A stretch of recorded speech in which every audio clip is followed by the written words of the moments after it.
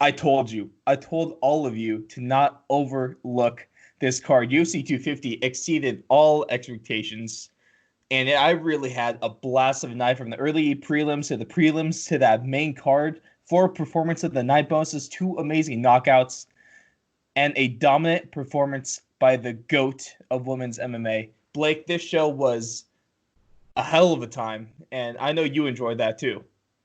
Yeah, top to bottom, it was really entertaining. There wasn't really a lull, I'd say, in this whole fight card. It was nonstop action for the most part. Exactly. Um, so what we're going to do, we're going to get into the recap of 250. Then at the end, we're also going to talk about what's next for that amazing, super filled, super competitive bantamweight division, especially after this card. First, before we get into the main card, let me just highlight one of the first fights. The third fight of the night was on the early prelims was Alex Perez and Jussier Formiga. And Alex Perez with a leg kick TKO, and they look bad. That I was limping just by watching that fight, man. Well, I mean, I feel like this has just kind of become a common theme for us on this podcast. Every week, it seems like now when we're doing our recaps, the leg kicks come up and how effective they've been. I mean, especially Well, like the was it last pay-per-view. 249? There was a leg kick TKO as Right. well. That's what I'm saying. Two pay-per-views in a row now with leg kick TKOs. It's clearly that's become a priority, I would say, for a lot of camps. I mean, there's so many openings and fighters have to learn like how to defend that, how to check those kicks. And I do want to give a shout out to Alex Perez, amazing TKO victory. But I do want to give a shout out to Herbert Burns as well, the little Oh, brother yep, of yep. Gilbert Burns. That guy's a problem. He's in the I think he's normally fights. Does he normally fight in featherweight or lightweight? I can't remember. I think he fights lightweight. Okay. I could be wrong. It's one of the two. I'll double check on that right now. But Herbert Burns, that's two really quick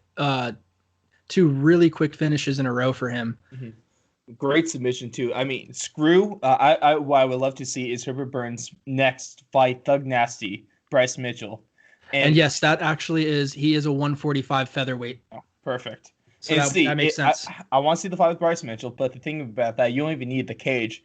I could, if that's just on like Submission Underground, I'd watch the hell out of it. I might actually buy a UFC Fight Pass subscription just to See, watch that. I mean, don't get me wrong, that would be a good fight.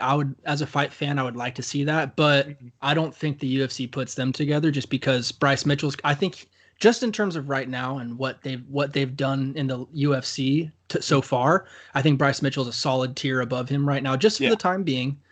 But Burns he's getting a hotter start to his career than Bryce Mitchell did. Also, it doesn't help to have a brother that's probably going to be fighting in the next championship In a battle. title, yeah. Yeah.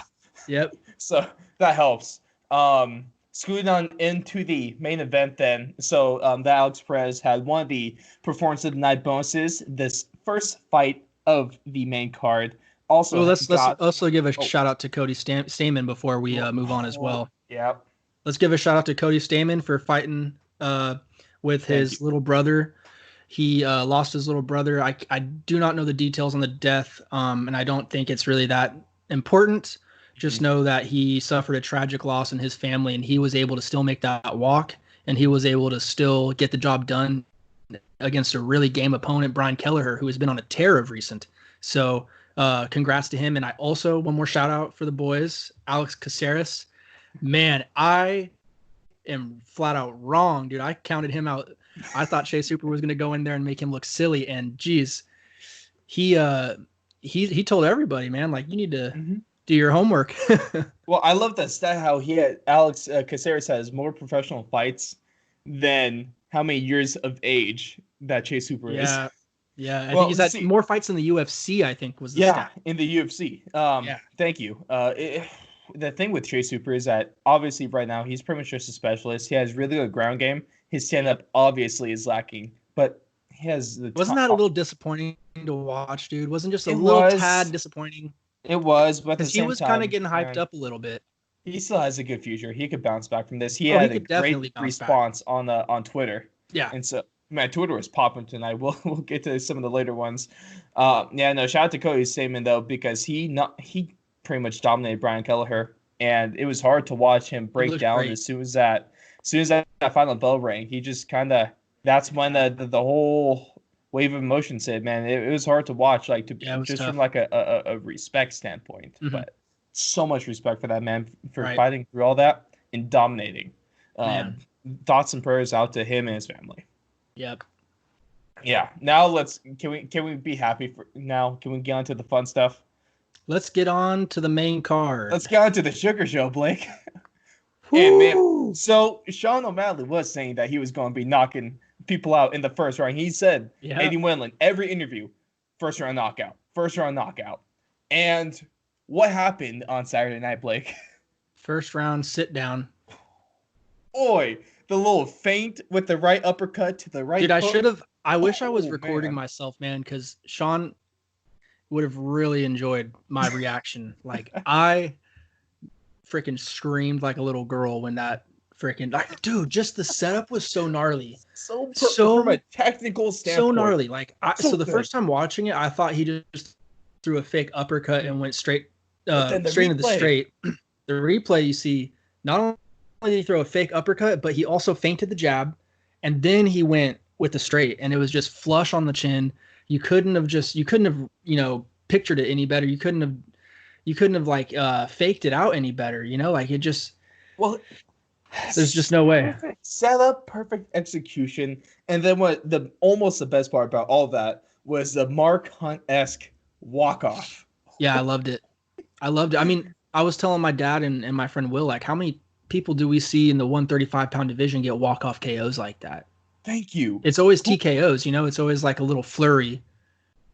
What bantamweight has that kind of one punch? Well, there's another one, which we'll get into in a couple We'll fights. get to it later. We'll get to that. We'll get to it but later. not very But many see- people in the bantamweights have a one-hit knockout power. Right. It's And the thing that special. was really impressive with this one too, I don't think this was just pure power. With this KO, Sean hit him on the freaking button. Yes. I mean, this was more for in my opinion, this KO was all about precision, timing, setup, and just execution. Just It was the perfection. precision beats power, timing Like- beats speed.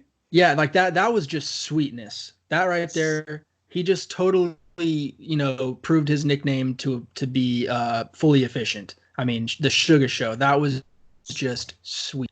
Right on the chin, night. Also, sit your ass down. after that, a lot of respect to Eddie because you're looking through it after they met up after he got knocked out. He asked Sugar what he hit him with. Yeah. Yeah. But yeah, then also yeah. like 30 minutes later, he posted a video up on his Twitter, I believe, just congratulating Sean. I mean, a lot of respect to Eddie. He's a really It's good not dude. like, but we had to talk about before he got knocked out. He was looking good in the first round. Yes. He cracked Sean with one Yeah. hit. I don't know how much it affected Sean. He kind of talked about it on his YouTube Saw that. and just said that it was just when you're getting hit in a fight, it's just like, oh, I got hit, but But also, he he's doesn't really not get hit very expecting much. exactly. Yeah. He's not expecting to get hit. Right. So, but credit to Eddie Eddie. looked good. He looked good, and that 5-foot difference of the cage, I thought that might be because we have seen there's a lot more finishes now with this Apex ring. I like it. I I'm think a fan. that's in that's statistics too. Like that's facts. That's factual. We've had more It's finishes. the actual normal octagon is 30 feet. The Yep. Apex octagon is 25 feet in diameter.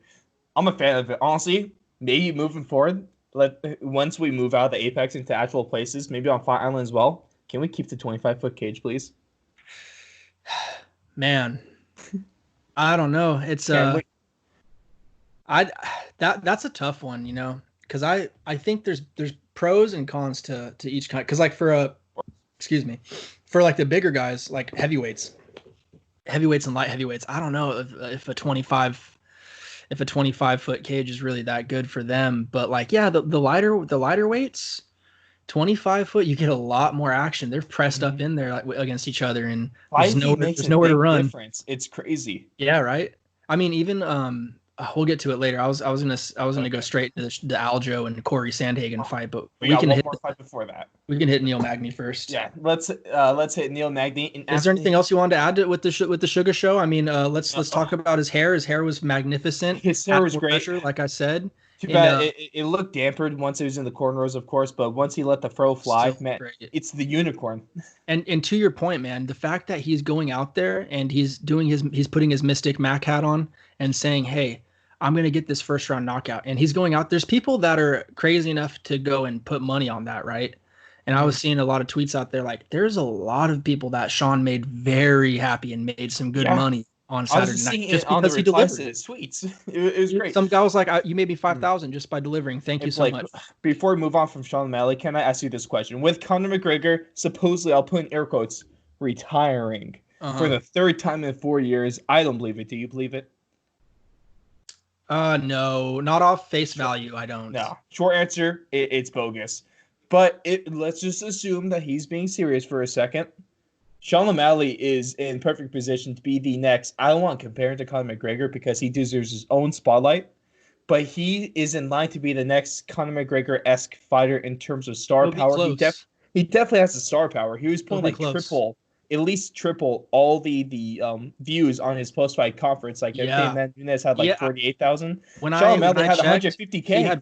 When I checked, Cody Garbrandt had 46,000 and Sean O'Malley had 143,000. And the next person that was closest was like at 20,000. I think we know who the next star is. I think we all know who the next star the UFC wants and maybe needs. If Conor McGregor is out of here, Sean O'Malley is almost a perfect candidate to take that role. He's young. He's not afraid to take risks.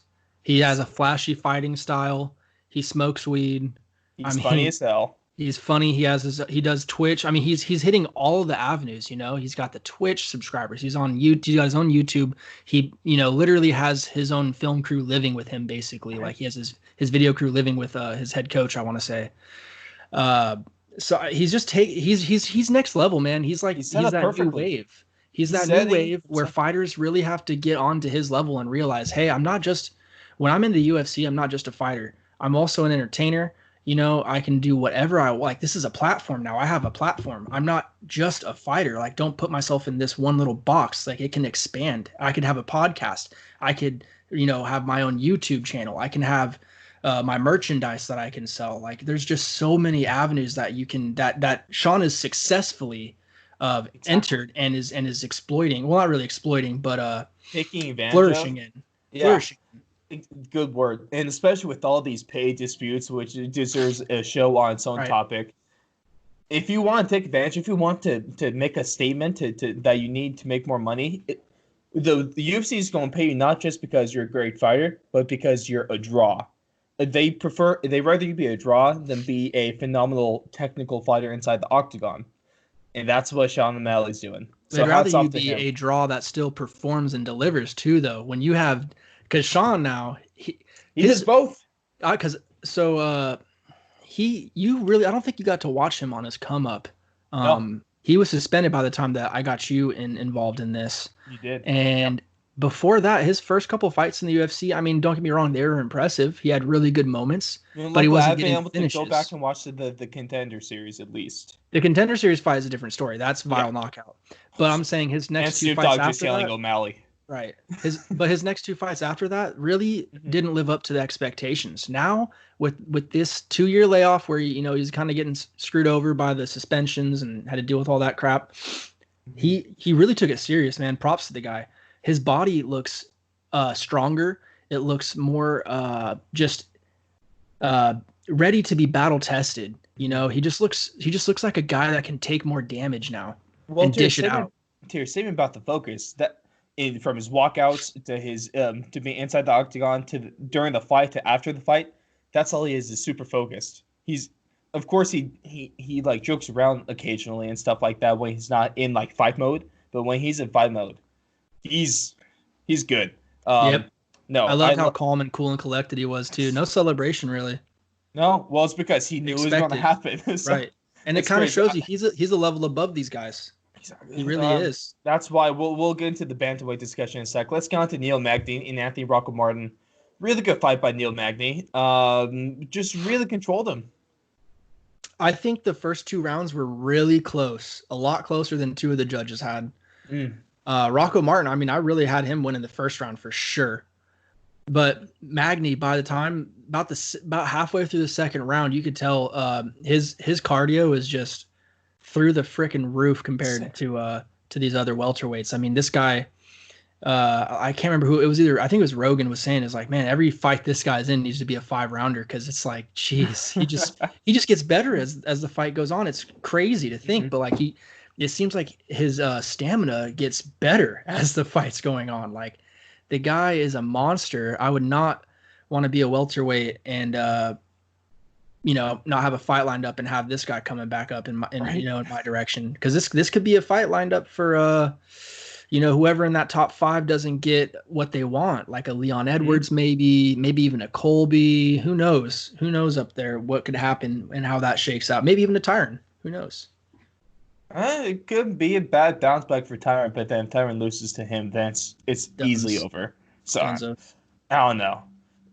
Good fight though. Moving on to the next one. What I thought was going to be the 5 night, we ended up not getting the 5 night, and this wasn't even 5 night. Nothing like because it wasn't a bad fight. Not because of that, just because it lasted a minute 28. It lasted like a few minutes. And with Aljamain Sterling just taking the back of Corey Sandhagen within like the first couple minutes and seeking that rear naked choking, that was quick.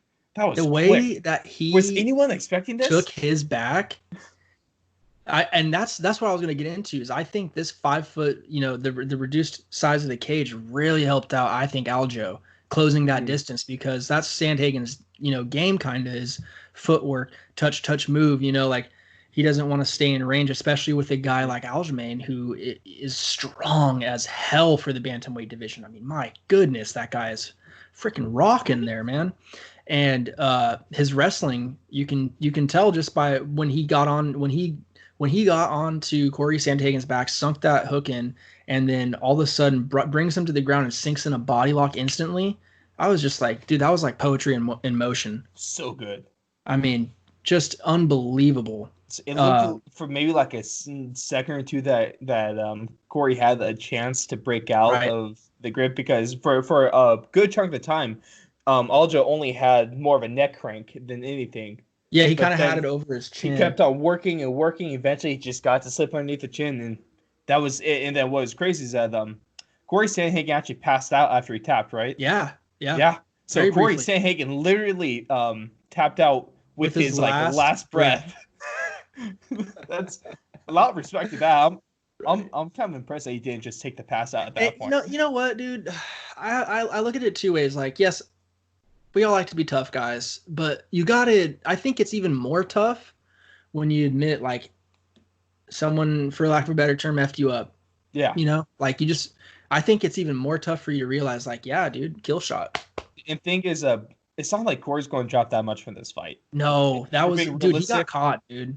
He'll drop a rank here too. It's not like he got dominated. It's not like he just got beat up. He just got caught really early in the round.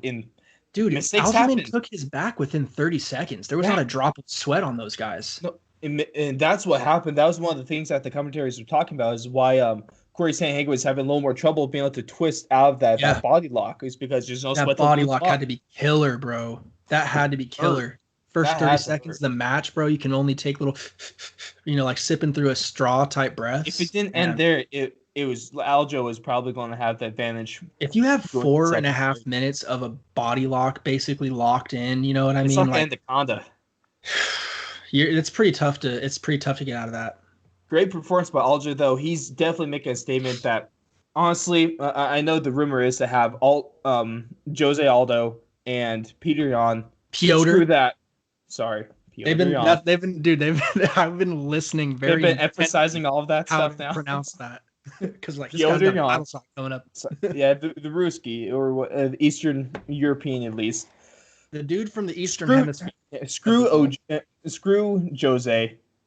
Put Aljo Yan, please. Do what's right. It's just the right thing to do, right? At the very least, give Aljo the next title shot. At the very least, but if we're being like realistic on what he actually deserves, he needs to be in the title shot now.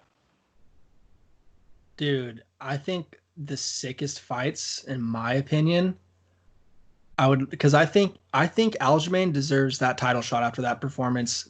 His story, how he's come back, awesome, dude, just so great. Like Here, you after want that vicious KO, you want to keep the next fights in your head so we can get to that just all together.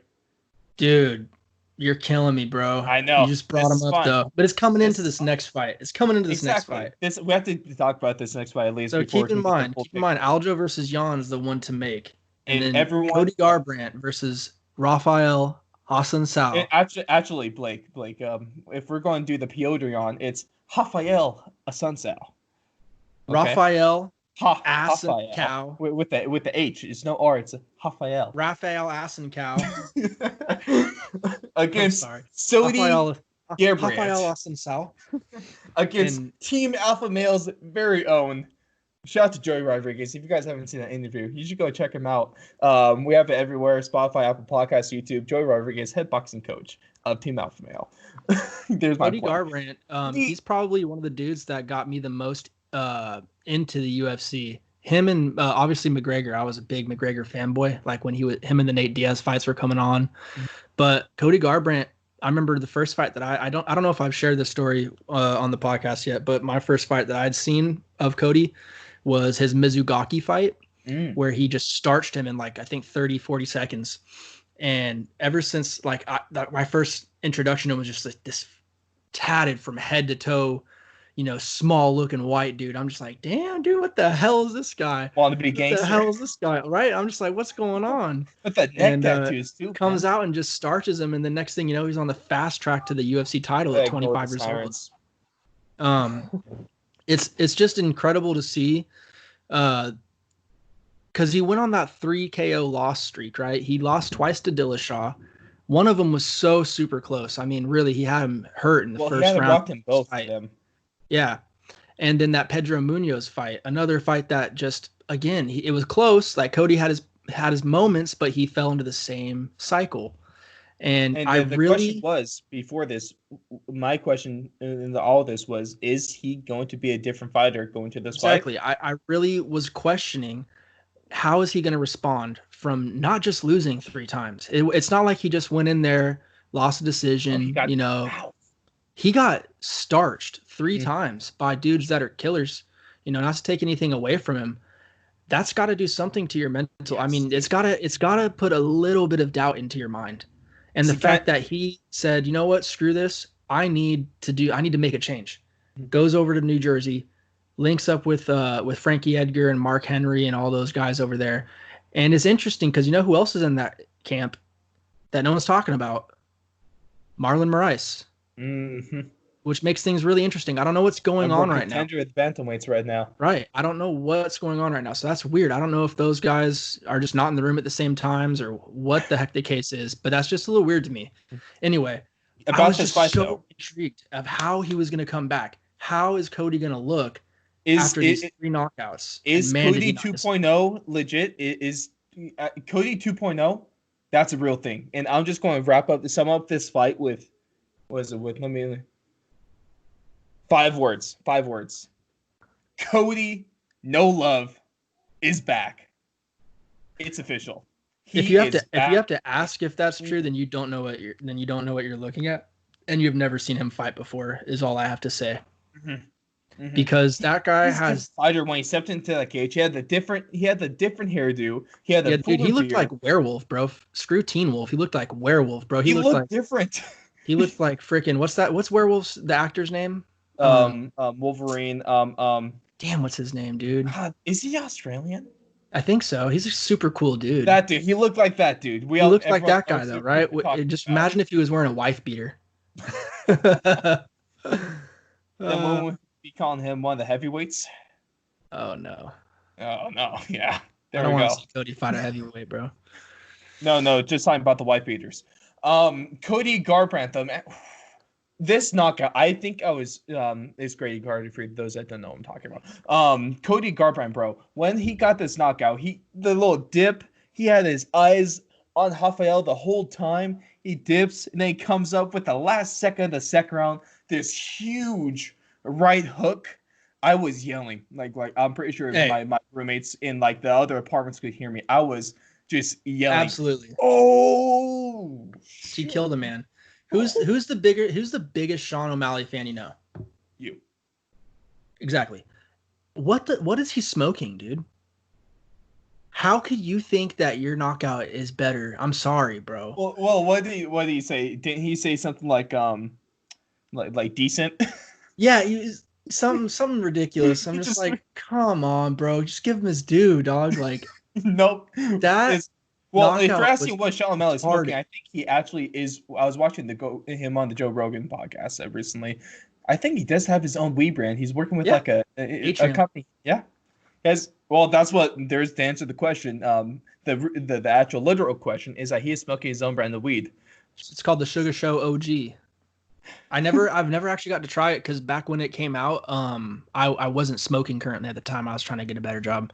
So I'll have to go out there and I'll have to get some of that You weed one of know, these times. maybe not for Idaho fan base, but for our California fan base and everywhere else where it's legal. Sponsor us, Atrium. We would love I'll test it to out. have I'll test it take the out. hit for the boys. You know what Blake I'm can do saying? it. I think Jalen does cannabis oil for when he was doing his cancer treatment, so he can do that as well. There you go. That's He's got the CBD on lock.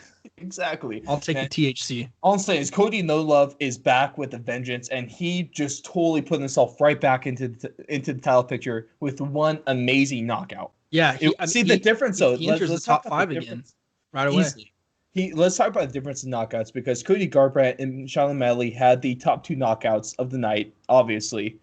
One was one of the most technical knockouts you can see, one of the most perfect, like from a technical standpoint, one of the most perfect knockouts you can see. And then the other one was just absolute no technique, all power, slobber knocker. See, And both and were that's where I'll amazing. have to definitely disagree. I totally disagree when people like, especially Sean, when he's going in there and saying that he just swung and prayed. I don't think so. Cody Garbrandt, and I was telling my dad and Will this the whole second round. They were wondering like, why does it look so much closer in this round? I told them this guy has him timed. You saw him at the end of the first round toying with him when he was doing his little dance on the cage with his back on the cage. You saw him. He had that same exact kind of exchange right towards the end of the first round where he's dancing, his back's to the cage, he dips, but he doesn't throw. And then he's just looking, he's just observing what's Austin's style, like how is he reacting to my movements. So he mental picture, right? This whole second round, he knows he can tag him whenever he wants. He's just waiting for the right opening. He stunned him in the second round. Stunned him in the second round, like towards the beginning, and I loved it. He didn't just jump on him like he always does, right? Like with TJ Dillashaw and just starts headhunting. He just was like, okay, showed me that he was a different fighter. Right. Really shouldn't. And then towards the end of the match, where he gets in that same exchange, backed up against the fence, just toying with them, boom, dips. Eyes are completely locked on. His peripherals are locked on him the whole entire time. I thought it was so impressive. And he comes up and is just perfectly out of range for that weak ass hook that Austin South threw. I don't know what the hell that was. And then just boom, like just the speed with which he threw and the precision, like just on the chin, or not even really on the chin. It was like center of his face, but with just so much power. Like, God damn, dude. That's all I could say was just, was so God much force damn. behind that punch. He had torque through the damn ceiling, damn. man. That knockout was just from a visual was so good. Did you see Austin Sao when he was getting put on the stool? How he just he kind of kept on slumped leaning over. He kept on, he was out for like he was awake, but he wasn't there for like a solid 5 minutes. They kept on trying to put him on the stool. He kept on falling off or almost falling off. They had to put him back on the ground. It was bad. It was bad. Dude, the bantamweight division is so freaking loaded. Good. We'll talk about the bantamweight in a couple minutes. Let's get through. I wouldn't say get through because what I said before this main event happened is that Amanda Nunes, the GOAT of women's MMA, arguably top 5 pound for pound fighter of all time, she deserved this main event because she deserved to have some sort of spotlight for this. It's the least UFC can do to help highlight her amazing record-breaking career. And if Felicia Spencer is the best that women's featherweight division can produce, then oh boy, Amanda Nunes is going to be featherweight champion for the rest of the world's existence. Yeah, that was the main takeaway I think that I had. It was very disappointing. On one side, I wish that Amanda could have finished her. You got to finish these girls. You're on a different level. Credit to Felicia, because I do now, compared to the Jermaine Durandamy fight that we saw last time with Amanda Nunes, I do think that she had a way better performance in this fight. And that's just because I think that GDR is a better fighter than Felicia Spencer. Okay. And it was a tougher weight cut for Nunes as well, going to bantamweight, obviously. Yeah. So that probably just takes a little bit out of her. But this 145-pound fight, I mean, I wanted to see her finish Spencer. I just don't think that Spencer's anywhere close to her level. She's a tough girl. All credit to her. But like you said, if this is the best that the featherweight division has to offer for Amanda Nunes, then man, that's really bad. It's really bad. But just real quick, before we keep crapping on Spencer, the rest of that division, I gave my 2 cents on Twitter, which you can follow at Fourth Long Radio. I have a lot of respect for her because she's now gone a full 25-minute fight with Chris Cyborg, and she's now gone a full 25-minute fight with Amanda Nunes. She hasn't looked necessarily competitive in either fight, but you still have to give her a lot of the credit. She looked better in the Cyborg fight. She had her. So the thing was, she had her moments in the Cyborg fight. She had like 1 or 2 moments, I would say. She didn't have any moments. Nunes, she didn't have anything. To have 50 minutes inside the octagon with 2 of the best strikers, 2 of the strikers, arguably in women's MMA history, I have to give a round of applause for that. A lot of respect. Toughest woman in MMA, possibly. Which is damn near. But then also Amanda Nunes, I loved her quote that she gave out in her post-fight press conference, I believe, when she said that early in the first, Felicia Spencer landed flush on Amanda Nunes with a headshot. And Amanda said after that, she smiled to herself because she knew that Felicia Spencer was not going to knock her out. Damn, man.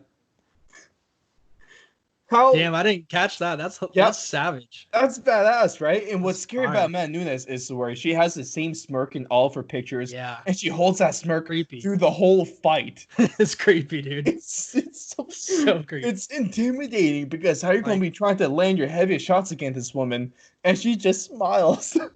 Come on, man. Yeah. That's not right.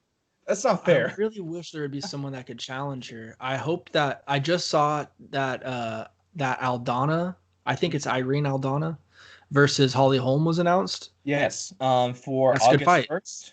It's a good fight. Let's hope that Aldana wins somehow and looks impressive while doing so, and then gets a new contender. So as far as the only fight you could realistically make that's competitive at this moment is Shevchenko Nunes 3. But Dana White does not want to do that right now. They want to lead them in divisions. I understand the reasoning. I understand the logic. Because they'd have to meet in 135. Exactly. I'd rather both of them keep on competing in their own division right now, to be honest. Maybe if we could see the last fight of Amanda Nunes' career is with Shevchenko for the trilogy, then sure. But also, Amanda Nunes has won both those fights. So it's not as compelling of a trilogy. Yeah, and they're tough fights too because they both know, like, dude, those are the 2 best women in the planet, and they both have knockout power, they both have precision, they both have technique. Mm-hmm. They both know how dangerous each other, they're going to be. So they're probably not going to take as many risks as they would, when they're fighting other fighters, and probably not going to get a firefight. Record on the line with that fight's legacy at that point too. Right. If Amanda Nunes takes that loss, it's not going to be devastating, but it's going to be a blemish. She's still going to be the GOAT, though. But then if Shevchenko loses that and she's not 0-3 against Nunes, it's a bad look. Yeah, I just don't think there's anything left there. I mean, don't get me wrong. I would still watch that fight a third time. Of course. But let's see if there's something better before we just go back to the same old. Let's give both their respective divisions a little more time to play out, see if we can get maybe a contender to grow within the next year or two. But the thing is that you can get, especially in these women's divisions, you can create a championship opportunity in 3 fights. That's what Felicia Spencer did. 2-1 the UFC. Yeah. She got especially in these women's divisions too. But if you can come, fighting is one of the best sports where you can just appear out of nowhere. Because if we see someone go on a hot streak, win like 5 big fights in a row, who knows? You never know. Yep. If we give this a year or 2, that's plenty of time to see a new contender. Is it likely going to happen? No. But is there a possibility that we should at least try to wait for it? Yes. But also, man, Amanda Nunes, easily the GOAT. She's a beast. There is the 250 recap. Let's get into the bantamweights real quick, Blake, because we had 3 big winners in the bantamweights just on the main card. Sean O'Malley has definitely earned a top 15 fight, and my fight for him next would be currently number 14 ranked Song Yadong. Just Song skip Marlon Yadong. Vera, just go right to the 14. Song Yadong, Sean O'Malley. Two high-class strikers. Sean O'Malley still probably has an edge in that. Yeah, I mean, I think either or there. I think Marlon Vera or Song Yadong. I think Marlon Vera is probably more of a I think he's probably not as high on the radar just because he's on a loss. Mm-hmm. I think Sugar Sean's specifically come out and said he wants a guy that's got to win. Yeah. For his next fight, but yeah, I think Song Yadong would be an interesting fight. That's what I was saying. Between the two, Stamen would be good. Stamen is maybe in there, but he fought at featherweight. That was just because I think it was a short camp. Who else is above? I don't have the John Dodson is at 13. Dominic Cruz is 11. Let's just put Sean O'Malley, Dominic Cruz right now. Okay, so right now I think Dodson and damn, Dodson's still 13. Oh wow, good for him. And Yadong. Song Yadong. Song Yadong still at 14. Marlon Vera at 15. Cody Stamen at 12. Dude, let's just see. Dominic Cruz. He's not going to take any of those fights. He's not going to take any of that. It's just scratch him off. Font, if we can just move Font. Sean O'Malley. But he has a fight, though, coming up. Oh, yeah. That's right. I don't think we're going to be able to move Sean O'Malley into the top 10 yet. So I think he has to have one fight in the top 15, and then he'll move into the top 10 after that. Yeah, and the whole Cody versus Sean thing right now, shut up. No, it's too early. Too soon, dude. That has to be a freaking like a title eliminator or a title fight. That's a main event fight. That's something you'll see in 3 fights maybe for Sean O'Malley. I think 2 is the soonest you would see it, and then 3, like if he gets another vicious KO against like a Dodson or a Song Yadong or even a Vera, someone tough. Dude, he's for sure in the top 10 after that. Yeah. Like he's fighting top 10s only after that. Has to. So I think the fight to make is Sean O'Malley, Song Yadong, or Dodson. I'd like to see him go against Song Yadong. That would be a good fight. Well, it's because I was on the edge before Marlon Vera lost to Song Yadong. It was supposed to be Vera O'Malley, or that's what the speculation was. That's what you wanted, but with Marlon Vera losing to Song just because they'd already been matched up before too. Yeah, it could be. It was a controversial finish, and right? To put the little asterisk next to it, but Song Yadong won. O'Malley, and that's the only reason why too. I do think Marlon Vera could still be in play, but I think Song Yadong would be the one to go for because I think he's the toughest fight out of all those guys. He's just good everywhere, and that striking would be a show right there. That'd be fun. And then if O'Malley's able to get that first round knockout against a guy like Song Yadong, but the thing is, Song Yadong, he has power and he has technique as well to match it. So this would be a for sure test. Let's see, Song Yadong is the best striker in that top 5 or the top 5 of the top 15. You know what I mean. In those 5 of the In those 5. Between 11 and 15, Song Yadong's probably the best. The most feared, I'd say, at the moment, because Dominic Cruz, obviously, all respect to the GOAT, but like you gotta caveat that with Dominic Cruz. But yeah, that's just the only one though, you know. That's a fight to make. But that's just an impossible fight to make too for the Dom Cruz. So just like you said, it doesn't even matter. Exactly. It's not even worth talking about. Song Yadong, Sugar. I think Song Yadong's a fight to make. Book it. Yep. Book it. That's a good one. Next one, Aljo Sterling. What's his next fight going to be? I already gave my 2 piece on this. Aljamain Sterling, Piotr Jan versus Aljamain Sterling needs to be the fight next. And since it's probably going to be Aldo versus Jan, most likely since that's what everyone's been telling us, I would think that Aljo's probably going to just be able to sit out. I would think it. But I don't know. This is the thing, though. This is where I kind of want to go off on my own little thing. Okay. In a perfect world, it should be Aljamain versus Jan coming up. Because, I mean, for whatever reason, Jan was dubbed, in my opinion, Sandhagen freaking has had a more impressive career so far than Jan, but we'll get to that. Anyway, it should be, since Jan's already been promised that title shot, it should be Aljamain versus Jan coming up. And with Aldo, I think the perfect person to fight Aldo right now, Cody Garbrandt. Thank you. Because that's exactly where I was going with that one too. Blake, bro, me and you, bro, same wavelength. Dude, that fight would be Jeez. sick.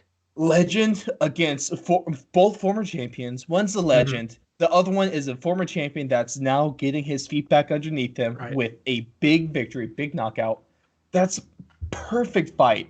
Jan Sterling, and then Garbrandt in Jose. And then you know what you could also do? You could, because I mean, Sandhagen's barely took any damage. You know, Sandhagen Munoz. Sandhagen versus I'd maybe even say Sandhagen versus Moraes. Ooh, yeah. You know, that would be a sick one too. What about, and then just like not even, it wasn't on the fight, but what about Pedro and Rafael? That's what have they fought yet? I don't know if they fought yet. I think they have. I think Austin Sao beat Pedro Munoz, didn't he? Let's see. Probably no. Maybe not. Maybe not. Versus let's go. Dude, he's beat some freaking studs though. My God, yeah, beat Dillashaw. Yeah. Okay, so they had this fight back in 2014 in UFC 170 with Assunção going to distance with Pedro. Wow, that was a long time ago. You could easily remake this fight. There's nothing holding. It's not like it was recent. Make it. The fights make themselves, in my opinion. Here, I mean, let's do Austin Sao versus Munoz. Same thing with the welterweights. Sandhagen versus Moraes. Jan versus Aldo versus Cody. It's so easy. The welterweight division, ignoring the drama, writes itself. The bantamweight division damn near writes itself. It's so easy to book fights in UFC. Should be. Dana, pay us, man. Hire us, man. I'm telling you, we'll get these fighters straightened out. I will, bro. If I'll do it for like, you want to call it $3,000 a month, dude. They could give me, if they gave me like $50,000 a year, I'd quit my job. Oh, bro. Hey, if you guys just want to finance the podcast, we're cool. Like I'd take $50,000 a year. That's it, bro. Give me $40,000 a year, and also give me press credentials. Now you're negotiating. Now we're talking. Also, I am okay with that, but that's the bantamweights. That was the UFC 250 recap. Blake, phenomenal card, phenomenal stuff coming out of that, and there's so much going on with the bantamweights. I've said it before, I'll say it again. It's a great time to be a UFC fan. Absolutely, it's only getting better. It's only getting better. Exactly, Blake. Thank you everyone for joining us. So that is going to be a recap of 250 and what's next for the bantamweights. You can check us out on Twitter at Fourth Long Radio, Instagram Fourth Long Radio, and also www.thefourthlong.com. We're on Spotify, Apple Podcasts, anywhere you can find podcasts, also YouTube. And then we haven't fully booked the time yet, but we are expecting, at least I'm expecting, to be interviewing a finalist in the World's Strongest Man competitions, one of the most famous strongmen in the world. Stay tuned. You should go follow the Twitter so you can stay up to date. Blake, thank you for joining us today. Thank you for giving us your very professional and genius and award-worthy, if I'm being honest, insight into the UFC. I do what I can. No offense to the nose, but Ariel Helwani has nothing on the UFC correspondent for the Fourth Long podcast. Thank you very much. I just need the connections, bro, and then I'm taking over. I'm taking over for him. I'm taking over for the schmo. Like, we're, to quote a now retired fighter, we're not here to take place. We're here to take over. Thank you, everyone.